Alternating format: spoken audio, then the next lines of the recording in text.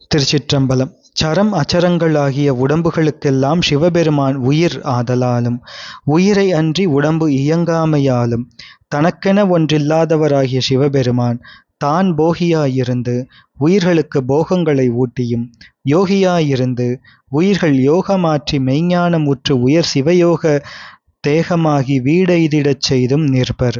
நெற்றிக்கண்ணை உடைய சிவபெருமான் யோகிருந்தொழி வேட்கைக்குக் காரணமாகிய காமன் இருக்கவும், விஷ்ணு முதலிய தேவர்கள் இன்ப நுகர்ச்சியின்றி மெலிவுற்றதும், மாலயன் அம்மெலிவு கெடும்படி கருதி காமனை ஏவுதல் செய்ய, அவனை நெற்றிக்கண்ணை விழித்து எரித்து உமாதேவியாரோடு அவ்வுயிர்களுக்கு பேரின்பத்தை அருளிச் செய்ததுமாகிய இந்நிகழ்ச்சியே இதற்குச் சான்று என்க.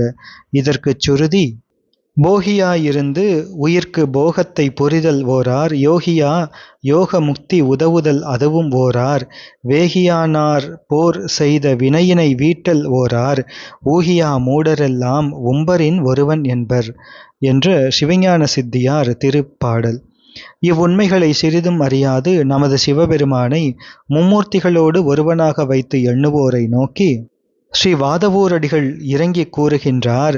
சாவ முன்னாள் தக்கன் வேள்வி தகர்த்தின்று நஞ்சம் அஞ்சி ஆவ எந்தாய் என்றவிதா விடும் நம்மவர் அவரே, மூவரென்றே எம்பிரானோடும் எண்ணி விண்ணாண்டு மண்மேல் தேவரென்றே இருமாந்தென்ன பாவந்திரிதவரே என்ற திருவாக்கு. மதுரை திரு ஞானசம்பந்த சுவாமிகள் ஆதீன வித்வான் ஸ்ரீமத் சுப்பிரமணிய பிள்ளை அவர்கள் இயற்றிய சைவ சித்தாந்த விளக்கம் என்னும் நூலில் இருந்து. திருச்சிற்றம்பலம்.